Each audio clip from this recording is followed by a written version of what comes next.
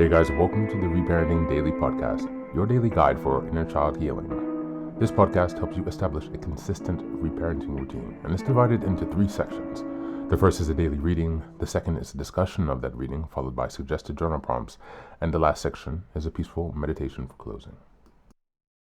Good morning, good afternoon, and good evening from whenever and wherever you're joining us. I'm so glad that you could join us here on this journey of self-expansion and growth. If this is your first time, welcome. Now, before we dive in, I'd like to again remind us of the congratulations of passing the 500 episode marker. And as a celebration of that, I've opened up the Patreon community for free membership so that people can join our Zoom calls for free. There are a lot of people struggling out there. There's a lot going on. So I thought this could be a way to provide some help and, to give some thanks for all the support that I've received so far.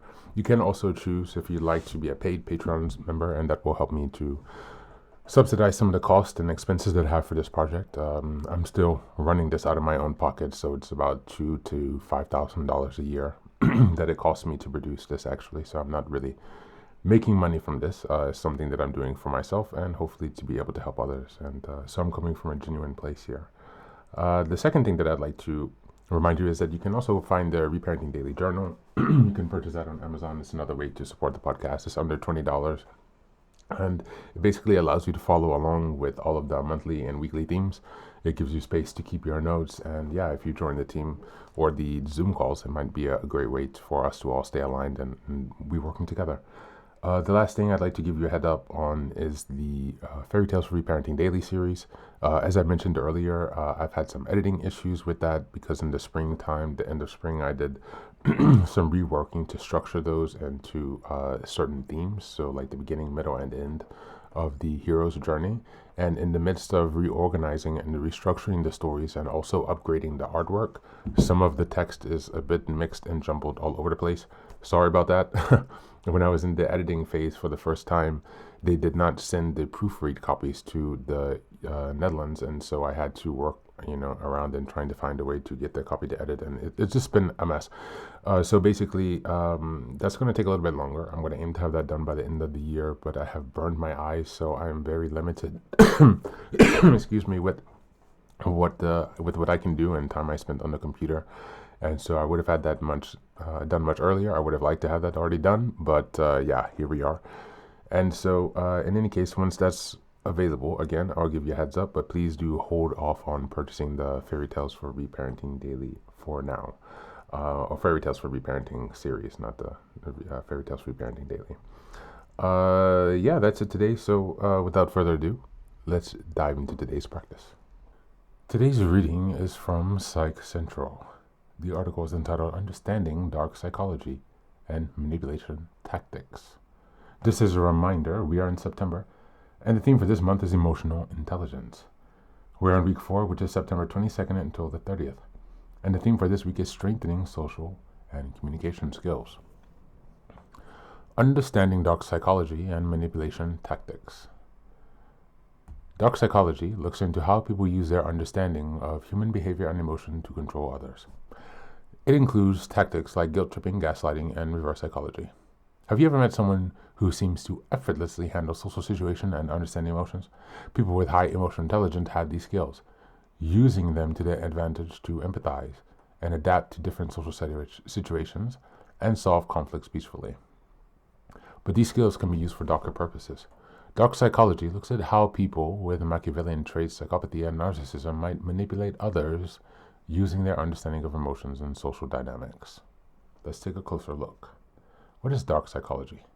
Dark psychology refers to the study and application of psychological principles to manipulate, influence, and control people in harmful ways. It explores how individuals use tactics such as manipulation, coercion, and deception to achieve their goals at the expense of others. Dark psychology is a recognized science field, but rather a term used to describe these negative and often unethical practices. Dark psychology techniques. Manipulation. Manipulation is an umbrella term of many techniques listed here. It involves cleverly or deceptively influencing or controlling someone, often at their expense, using tactics like persuasion, deception, or coercion. It can occur in various concepts, such as personal relationships or work environments. Manipulation often exploits emotions, vulnerabilities, or beliefs to achieve a goal. Next is plattering. Plattering is a deceptive tactic where someone tells the truth but conceals important information, creating a false or misleading impression. For instance, imagine a person on a first date who says, I'm really open and honest in my relationships. My last partner and I even shared our social media passwords. This may seem like an honest revelation, but the person fails to mention that their previous relationship was marked by distrust and jealousy, leading to the sharing of passwords to monitor each other's activities. By offering this information unprompted, the person attempts to appear honest while hiding negative aspects of their past relationships. Next is gaslighting. Gaslighting is a form of psychological manipulation where a person makes someone doubt their perceptions or sanity by denying the truth or altering reality. In a relationship, this can involve one partner repeatedly telling the other, you're imagining this, or that didn't happen like that, leading to self-doubt. Over time, the victim may begin to doubt themselves and their version of reality, believing they're the problem in the relationship. A study of 65 individuals who experienced gaslighting found that it often occurs alongside loving and abusive behaviors. This often resulted in a diminished sense of self and mistrust of others, though some experience personal growth after recovery. Backstabbing. Backstabbing refers to the act of betraying someone's trust or confidence by secretly harming or undermining them, especially after pretending to be a friend or ally.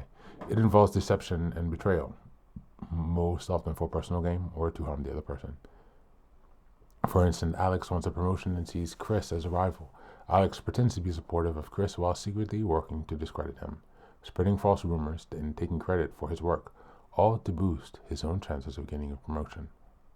Next is triangulation. Triangulation is a manipulation tactic whereby a person involves a third party to manipulate or control a situation, often by creating competition, jealousy, or insecurity. For example, Alice feels jealous of Bracey's new relationship with Carol. Instead of addressing her feelings directly with Bracey or finding ways to cope, Alice starts making negative comments to Carol about Bracey. This behavior can create tension between Bracey and Carol, and as Bracey may feel torn between her new friendship and her existing ones. Exploitation. Exploitation involves identifying and taking advantages of someone's weakness, insecurities, or fears to manipulate them. This can include emotional, psychological, or physical vulnerabilities. An example could be a scam artist exploiting an elderly person's loneliness and desire for companionship by pretending to befriend them, only to manipulate them into giving them money. Guilt tripping. Guilt tripping is a manipulative tactic whereby someone makes another person feel guilty to control their behavior. It often involves emotional manipulation to make the person feel responsible for something that is not their fault, or to exaggerate the impact of their actions onto others. The next is reverse psychology. Reverse psychology is a strategy where someone encourages another person to do something by suggesting they do the opposite, tapping into their desire for autonomy or defiance against being manipulated. The next is love bombing. Love bombing is a tactic where users gain someone's affection or trust by overwhelming them with attention, compliments, or praise. This creates a strong emotional bond that can be used to manipulate or control the person. The next is negging. Negging is a manipulative tactic used in dating and social interactions to undermine someone's confidence, making them seek validation or approval from the person using the tactic. It often involves giving backhanded compliments or mild insults disguised as compliments. Who uses dark psychology and manipulation tactics? Individuals with traits of Machiavellianism, psychopathy, or narcissism may be more likely to use dark psychology traits. These include those who are naturally manipulative, seek power and control, or lack empathy and remorse. These traits can be found in various people, including abusers, criminals, people with personality disorders, and those with narcissistic traits. Such people often experience a high level of emotional distress, anxiety, or moodiness.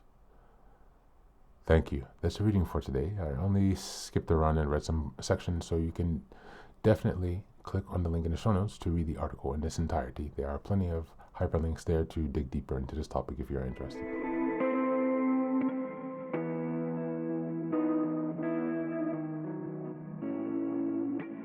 Dark psychology explores how emotional intelligence and social awareness can be twisted into tools of manipulation. Instead of using empathy and communication to build connection, manipulators deploy tricks like gaslighting, guilt tripping, triangulation, and love bombing to control others. These strategies prey on vulnerabilities, creating confusion, dependence, and insecurity in their targets. The danger of these tactics lies in their subtlety. They often mimic genuine care and honesty while hiding harmful intent. For instance, paltering presents partial truths to appear trustworthy, while negating undermines confidence under the guise of compliments. Because they exploit the same skills and that strengthens healthy communication, reading emotions, influencing, and persuading, they are harder to detect, especially for those who crave acceptance or belonging. Which is again why people who are in the process of reparenting fall into these traps. For reparenting, this awareness is vital. Many of us who grew up in neglectful or abuseful environments were trained to normalize abuse and manipulation, mistaking control for care, for example. Learning to recognize these tactics restores power and helps you protect your inner child from repeating cycles of exploitation. Developing strong communication skills is not just about connection, it's about defense, boundary setting, and ensuring your relationships are rooted in respect rather than in control. As we go into the journal prompts today, number 1, looking back, can you identify moments when you confuse manipulation for attention, love, or care? Number 2, which of the listed tactics, gaslighting, guilt tripping, love bombing, etc., triggers the strongest emotional reaction in you and why? And number 3, how can you use stronger communication boundaries to both connect with others and protect your inner child from future manipulation? That's it for today. As always, thanks for being here. Take care of yourself, and please do be well.